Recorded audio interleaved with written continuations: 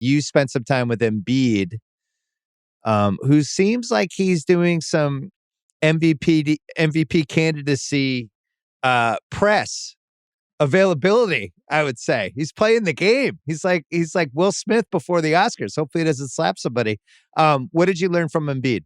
I think there's some truth to that. Get out there and get in the mind of the voters.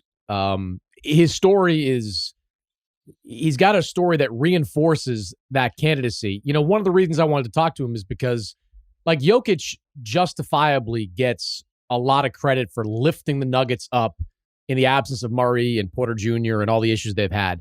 But, Embiid to me deserves an equal amount of credit for kind of how he kept that team together and just how dysfunctional it was. I mean, how he handled the Simmons stuff really set the tone for the entire season. Like, Embiid in Philly, he's the most powerful athlete in Philadelphia. And that's something, to be that powerful in Philadelphia. And people down there were telling me, like, Joel controls the mob.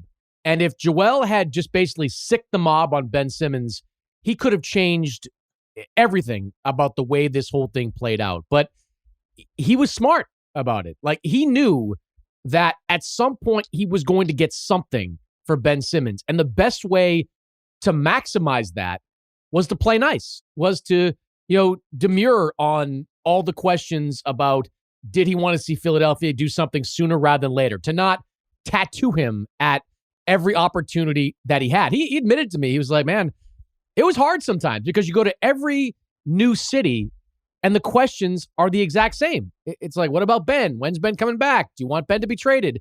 Like, he told me a couple of times, like, he came dangerously close to just popping off and saying what everybody kind of wanted him to say and what part of him really felt. But how he was able to kind of keep it together, I think is as important as anything for why Philadelphia is in this position right now with James Harden and with a real chance to win a championship. He's had an awesome season. I think because I've been a little pro Jokic with my vote, even though I'm not decided either way. I felt like the last couple pods, maybe I was dismissing the Embiid thing, which is one of the reasons I wanted to have you on. I think what you said was 100% right. I think what he means to the city, and a city that's really hard to win over, combined with his story, which, let's be honest, like, people love narratives, and nobody has a better rags to riches NBA superstar story than him, where he basically doesn't play. What's he play? 26 games in 3 years. And it was inconceivable to even think that he could stay on the court long enough during a season to be eligible for an MVP. He's done it a couple years in a row now.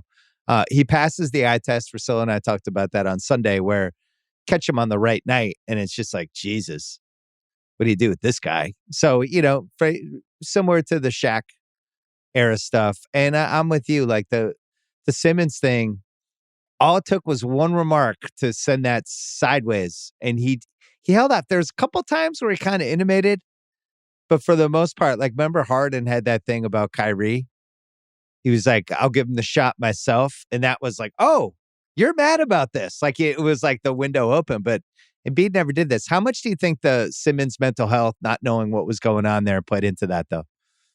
I don't know. I think Joel, and we talked about this a lot in the course of a couple of days, I think that he was genuinely perplexed and remains perplexed at what was going on with Ben Simmons. Like, like most of us, he wasn't sure if the mental health stuff was real or a ploy to, get him out of Philadelphia. And to this day, he was telling me he still isn't entirely sure what Ben's problem was. What does really piss him off, and he kind of got into this a little bit, was, the quote that gets dragged into the Simmons Embiid discussion is the one from the end of the playoffs last year, right? Where he said, paraphrasing, but, everything went downhill after we had a layup attempt and we only got one free throw out of it. Well, it really bothers him, that quote, because as he directed me, and you go back and look at it, and that wasn't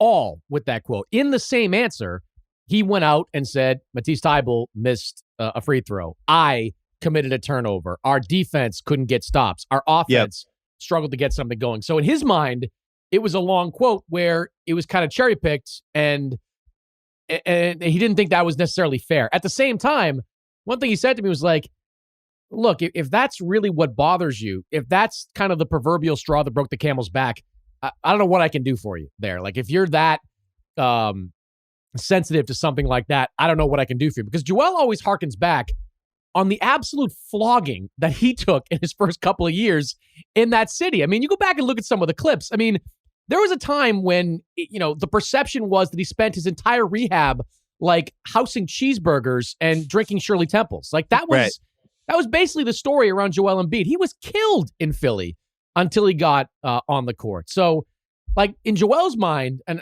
I'm sort of speaking for him here in the sense that this is what I took away from it, but in his mind, like, he's like, I took this beating and I came out on the other end of it. You're taking a beating. Stick with me. You will come out on the other end of it. And he said it. He's like, I still don't know exactly why things went as south as quickly as they did. I have an answer, not to defend Ben Simmons. I certainly don't want to be in that position, but I do think the root of all of it was when they tried to trade him for Harden and it didn't work out, because we've seen that over and over again in the history of the league. We saw it with Ray Allen. I mean, think about Ray Allen. Not until KG gets retired the other day is it okay for them to even interact? It took 9 years for the KG Pierce Rondo group to recover. Now there's some other stuff and maybe some off the court stuff that we don't need to get into. But when they tried to trade Ray, I think that what did the trade? It got rescinded, or it fell through last minute, or like he knew they were trying to trade him that last trade deadline. And that was one of the reasons he left, because he was like, well, fuck these guys. Like, why should I have loyalty to them? They didn't have loyalty to me. And I think with Simmons, that's what starts it. He's already got a little bit of a complex with the Embiid piece of it, where the city loves Embiid. Embiid is their guy. You're never breaking that. You're never getting through to that. They try to trade you. The playoffs, you go south. You lose your confidence. The free throw shooting is historic. The 34.8, I think it was, for the entire playoffs. You completely retreat in the Atlanta series. You completely fall apart. And then you have people in your life being like, we got to get you out of here. It's not your fault. They try to trade you to be, and you start planning that stuff. Your coach is ready to get you out. Like, you got to get out of there. And I do think people use some of that stuff. And by people, I mean the people in his life, Clutch, whoever you want to blame. They saw a window to like, look, we can get this guy to a better situation. He's not happy there anyway. I don't think it was salvageable after the trade. And I think it hits people different ways. When I was at ESPN, if they tried to trade me in like 2013, to like Fox, and I found out about it and it fell through, I would be like, I'm fucking out of here. When is my contract up? I can't wait to leave. So don't you think that was a piece of it? Absolutely. The feeling, going into that shortened season was that Philadelphia, whether it was before the season with Harden or after the season, they were going to move on from him at some point. And that hits you in a certain way. And I tend to agree with you. If Sports Illustrated said we're trading you to the New York Times, I'd be like, well, that's a dick move. Like, I don't want to go there. I'm happy doing what I'm doing. And you're like, can you at least get Abrams and some picks, like, to make me feel better? Something? Can I feel good about myself for what you get back in return for me? You're not just trading me for, a subscription. Yeah. I buy into that as well. Embiid's funny, man. Like, there's an innocence to him that I don't see in a lot of athletes. We were talking about how he befriends general managers and how he's had a good relationship with Sam Hinkie and a good relationship now with Daryl Morey. And like, one thing he said was like, man, I don't want to get traded. I'm like, I don't think you're going to get traded. Like, he's like, you never know. I might get traded. So he wants to be buddy with these GMs, in part because he wants to control his future. But I think you're right. I think the Embiid Simmons stuff had far less to do with anything between Embiid and Simmons than the Sixers' desire to shake things up and move on from Ben Simmons and get something else back in return. Well, and some of the anecdotes that have come out too from guys who played with them, now that everybody and their brother has a podcast, and you get these glimmers of like Simmons when it was just him, he was like alpha doggy, and then Embiid went into the locker room. What was that Danny Green story? And then all of a sudden he would retreat again, and there was clearly a little tug of war. He was the number one pick, so was Embiid. Yeah, but in Simmons' mind, in Embiid's mind, like, in addition to trying to be a good teammate to Simmons, he feels like in recent years that he's changed his game for Ben Simmons. Like, he's Yeah. gone into every offseason trying to be more perimeter oriented because he knows that playing with Ben, he needs to be. Like, I don't think he would be studying as many guards as he did if he didn't have Ben Simmons on that team. And look, you watch with Harden, like, he's pretty content most times, like, being that low post presence and dominating down there in the mid range or in the low post. And and to Embiid and the people around him, like, they're like, he worked hard to become a good teammate on the floor with Ben Simmons, Right. and he doesn't feel he gets enough credit for that.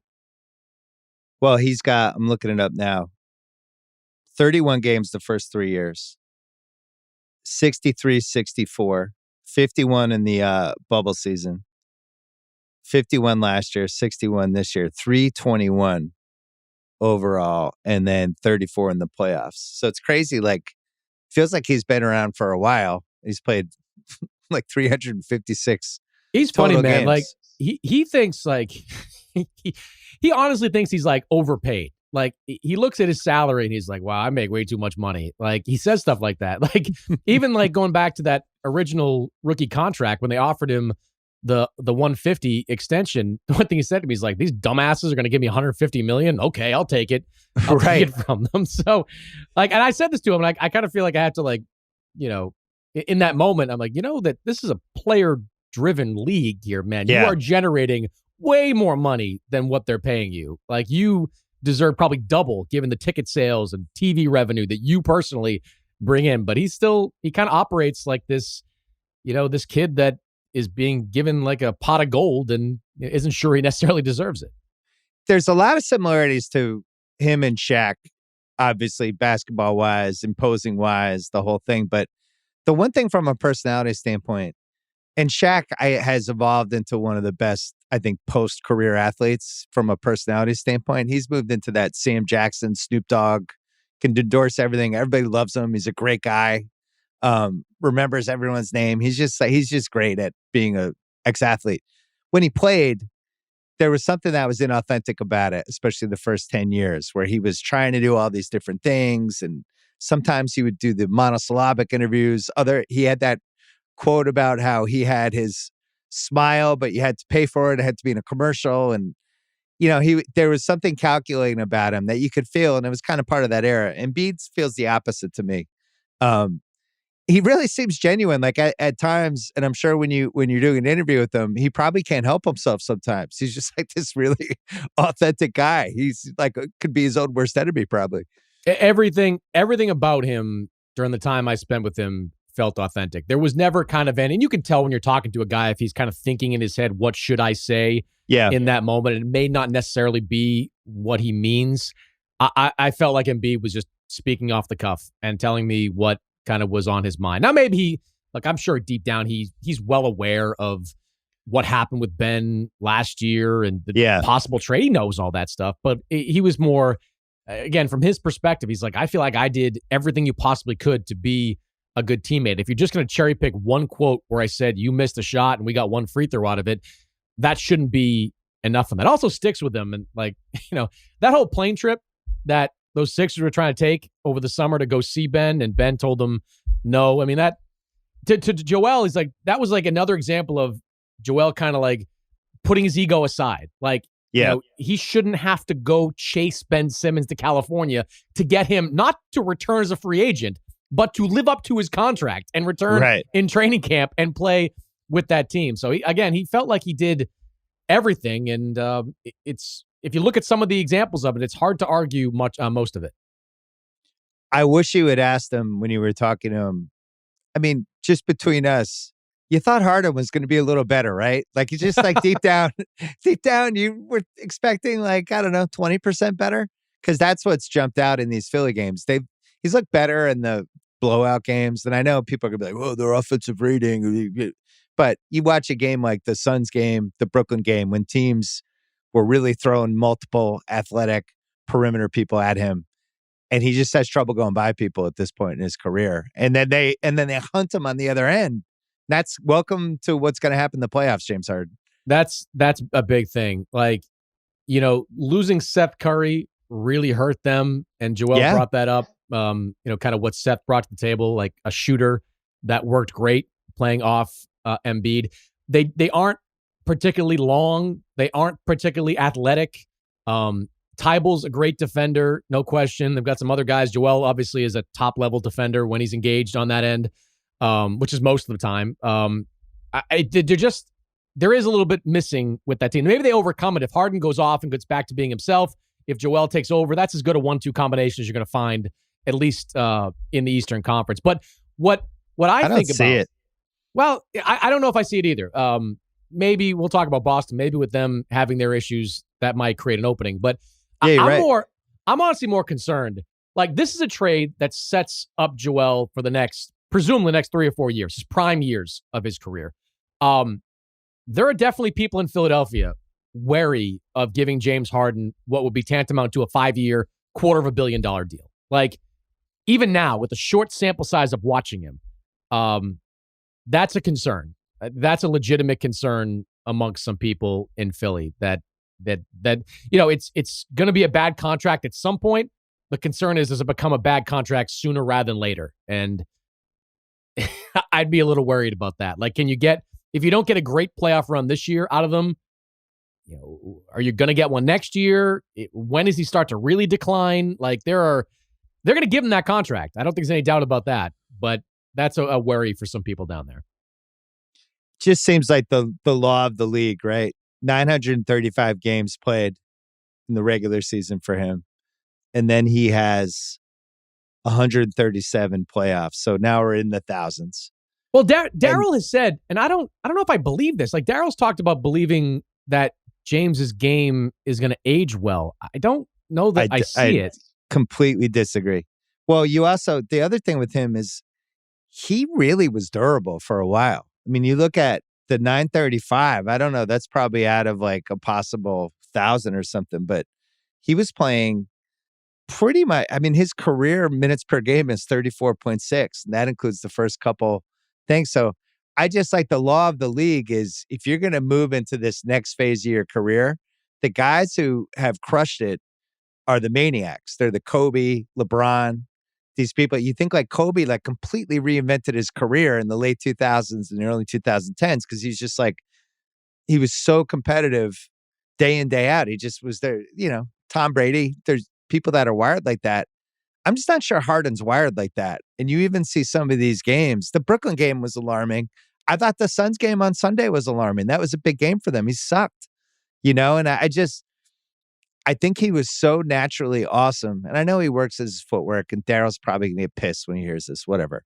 But I don't know if that's going to age well if he loses like that half step, because he's not like this physically dominant guy, and he's not like the way MJ and Kobe and even LeBron have been able to reinvent their game as the years went. Harden reinvented it, mid 2000s in Houston, became point guard Harden, became like ISO, all that stuff he was doing, but he was just, I thought, faster and quicker and in better shape, and I don't see it anymore. Yeah, and I think it's fair to wonder, Kobe was, you talk about the maniacal commitment, to his body, to everything late in his career. Does Harden have that? We all know the stories of kind of socializing, going out, things like that. And it stands in stark contrast to Embiid. Like, the whole time we're doing interviews with Embiid, like, he's watching like Cavs Raptors on League Pass, like in front of him the whole time. Like, it's just, and I put this in there, like he goes up to like assistant coaches, like, what do you guys do on the road? Because I don't do anything. Like, I just stay in at all times. So, I wonder, with how that's going to work with James, and does James... Listen, it could go fast. Iverson is the ultimate example. I'm not going to say it's like the Iverson where it's just the years just catch up immediately. And 1 minute you're averaging 27 a game in Denver, and 2 years later you're almost out of the league. I don't think that's going to happen to Harden, but I think there's, I had Ben Solak on my pod last week, and we were talking about the Tyreek Hill trade. How Tyreek Hill is a top 5 receiver in the situation he was, right? And if you switch that situation, and now my quarterback's not as good, I'm not in the same type of offense, my coach is different, I'm still a top 5 talent, but maybe I'm not a top 5 receiver anymore. Maybe now somebody else takes my spot. And that's what happens. There's like 15, 17 awesome receivers. 5 of them could be in the top 5 every year. And I wonder with Harden, like that list of like, I am one of the 7 best guys in the league to I'm one of the 20 best guys in the league. That's kind of not what Philly traded for. They went all in on this and they waited the Simmons thing out because they thought they were getting another guy that would increase their odds to win the title. And from what I've seen, from what they gave up with their bench and for what Harden adds to them and what he offers in big games, which is he's going to get hunted. And I'm not positive he's the same offensive threat anymore. I don't think he is. I don't know if that trade was worth it. Yeah. Let me ask you this. Would you have then done like the Kevin Huerter, Bogdan Bogdanovic draft pick kind of deal that maybe even John Collins that Atlanta was trying to put together? Would that have been better for Philly, short and long term, than Harden? I think they overrated Harden. And listen, I'm not saying that was the easiest thing to see because I think we all thought he was on cruise control in Brooklyn. But now we see him in Philly, and is it much different than he was in Brooklyn? I mean, other than like the last few weeks when he was really thrown away. I really loved what Curry brought for them. And I thought him and Embiid had something really special. And I'm glad Embiid mentioned that too. Yeah, I really thought that mattered. And if there was a way to flip Simmons into Halliburton, like I think he was on that Halliburton Sabonis level of kind of asset. And he was hurt. Now, did Philly know he was hurt? Like that's another, like there's a lot of conspiracy theories floating around about that. Did Brooklyn give him a physical? Did they know he had a back thing? Would they have traded for him anyway? Were they that desperate to get rid of Harden? I haven't heard the red intel about that yet. But if they had just gotten Halliburton for Simmons and a future pick and kept Curry and kept Drummond and kind of kept their team together, which, and just asked a little more from Maxey, they might be in better shape. I don't know. The Simmons thing is weird, man. Like Scalabrine and I were talking about this the other night, and like, I don't. How do you have a back problem right now? Like you've been off since last May. You've had access to the best medical facilities, right? Money could buy. Like unless this happened during like a ramp up, unless he gets to Brooklyn, he's so excited, he's getting into practice, and all of a sudden he pulls a back muscle and it becomes something chronic that apparently needs an epidural. If that happened, that's just bad luck. But if he's been dealing with some kind of lingering back issue, which he's had in the past, remember, like he's had a back problem for a while now. Why was this not taken care of over the last 8 months? Like, why was this not priority number one? At the very least, if I get traded, mental health is one thing, but physically, I'm going to be in as good a shape as I can possibly and as healthy as I can be in. That story's weird. That when Steve Nash is out there saying he got an epidural, I'm like, how bad is his back? Like, are we going to see him play at all this season? I'm getting more skeptical by the day. I've talked to a bunch of people just kind of who knew what Simmons was up to the last 9 months. Not from one person did I hear, oh, this guy's only focus is basketball. He's just trying to get in the best shape possible. I heard he was like in London. I heard he was in LA. Like, I don't know how he hurt his back, but maybe the story will come out someday.